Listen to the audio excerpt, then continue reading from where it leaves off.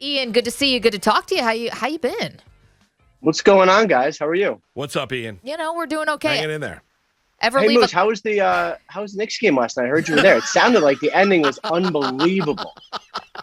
Yeah, was it good? I left. I left after the third quarter, Ian. Oh, wait, really? Oh, Thank you, Ian. ain't that a damn shame? I appreciate that. Ian, have you ever? Yeah. No, just a counterpoint though, real quick. But the game was still going on. Yeah, the game. Yeah, the game still was going on. Yes, when I left. Yes, correct. But then you left. Correct. Yeah. All true. Okay. That is factually correct. Yes, you could. Got it. That is all. I left in the third quarter. End up being a classic. And as some Knicks fans have told me today, might be the greatest home opener the Knicks have ever played. So that is what I left last night at Madison Square Garden. I was going to say, opener or not, it's one of the best games the Knicks have played like in the last 5 years. Thanks, Maggie. I'm sorry. I don't know what to tell you. All right, we got to talk a little football here. And I think for the Jets and the Giants, unfortunately, the records aren't so great. But I'm thinking ahead really to the trade deadline here. Maybe more for the Jets than the Giants because the Giants seem a little more all in. You spend $200 million in free agency. You're a little more all in. But for the Jets, what do you see them doing here at the deadline? Is it a given that Marcus May, Jamison Crowder, are going to be on their way out? I would say teams are probably calling the Jets. I mean, look, I don't know what they're going to end up being this year, but either way, where they are right now seems consistent with what they probably should be, which is a team in transition. And so if you're a team in transition and that, I think we could probably safely say that Marcus May is not going to be a member of the Jets next year. I don't think that's going on at a limb. I think Jamison Crowder too, like he, altered his salary, which helped him stay on the team, but also made him tradable. I would say both those guys would be potential targets. And you do have some teams who would like, maybe would like a weapon or would like a safety. Perhaps, Indianapolis Colts just lost their starting safety for the season. Rex Hogan spent some time in Indy. Obviously they know his number. That would make some sense. The only thing I would say about the Marcus May situation is obviously, given the tweets from his agent, Eric Burkhardt, after the ankle injury and all of that, like, I do wonder whether or not Joe Douglas, I should say, would want to reward a player for shooting his way out of town. It could be worth it. Any trade could be worth it. I just wonder if that's the precedent he wants to set. But I do imagine teams will definitely be calling the Jets, and Joe is certainly open for business as he always is. Ian, how worked in his favor for Jamal Adams? It did. It was able to get a big haul from the Seattle Seahawks. Ian, what about the Giants? Where they're at? Pairing off players, maybe like an Evan Ingram, but who would be the decider with that, with the tenuous future of Dave Gettleman? Well, let's talk about the Giants roster first. You're right. They are in. They are trying to win. They are a team that is obviously a long shot to make the playoffs, but I certainly wouldn't rule anything out, especially with the extra game in the season. But you do have some players who teams are going to want. Evan Ingram has drawn interest before. He is a guy that I know Joe Judge and Dave Gettleman like and really hoped would turn into everything they thought, right? It hasn't quite happened, but that is what they hoped. They also have a little bit of a logjam at receiver. Now, I guess it's sort of helped, or lack of a better word, because everyone's been injured the whole time. But if guys get healthy by a week or two, could they trade a receiver to someone who needs a weapon? I think that would probably make some sense, especially because they got a bunch, they got Kadarius Toney, who looks like he's going to be, if he could stay on the field, legit. So trading a receiver might make some sense. As far as, who calls the ultimate shots? Dave Gettleman is still the GM. I know his future is, as you said, tenuous. We probably would have said the same last year, and he was heavily involved in the decisions around the trade deadline. So until and unless something happens, Joe Judge has a lot of sway, as he should. But Gettleman is still there and still helping make the decisions. Ian Rapoport's joining us. Obviously this is a story now that gained a lot of urgency after the report yesterday out of Houston that Deshaun Watson trade could be imminent.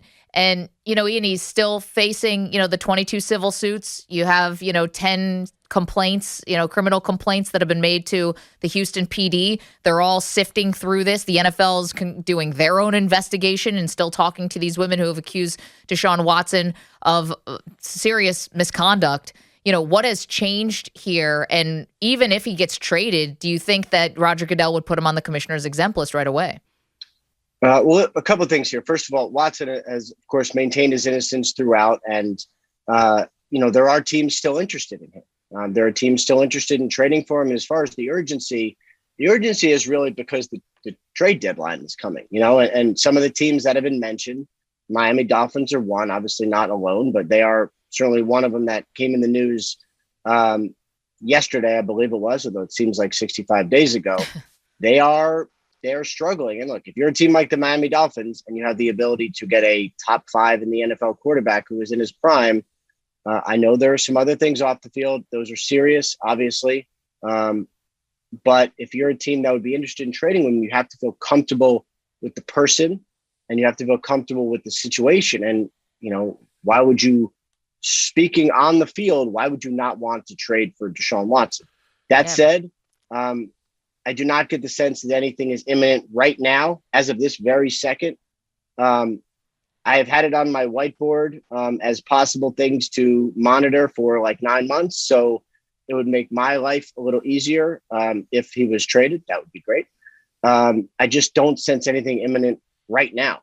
It's just so complicated. There's the teams involved. There's the compensation. There's the legal. There's the civil.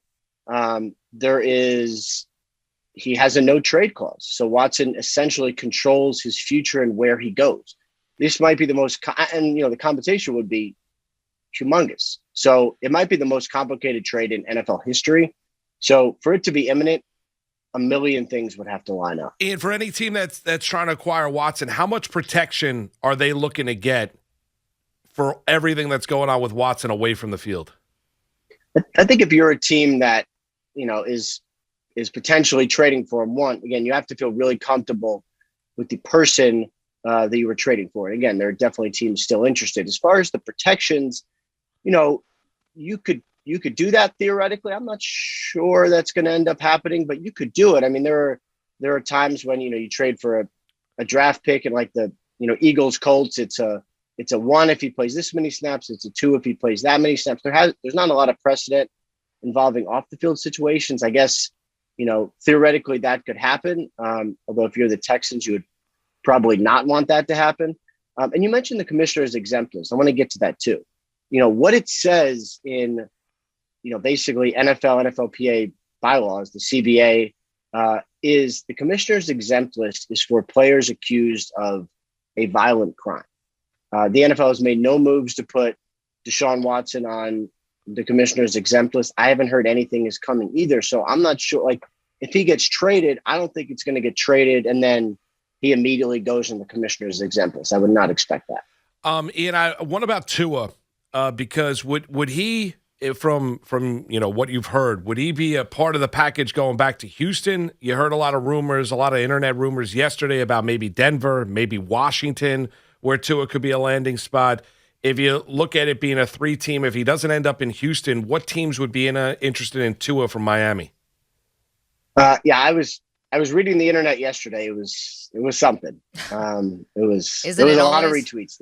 There was a lot of retweets. I have not heard anything about a 3-team trade. Okay. Again, these things could happen and I not know, like that does happen from time to time. I have not heard anything. I also haven't heard anything about Miami calling anyone about Tua.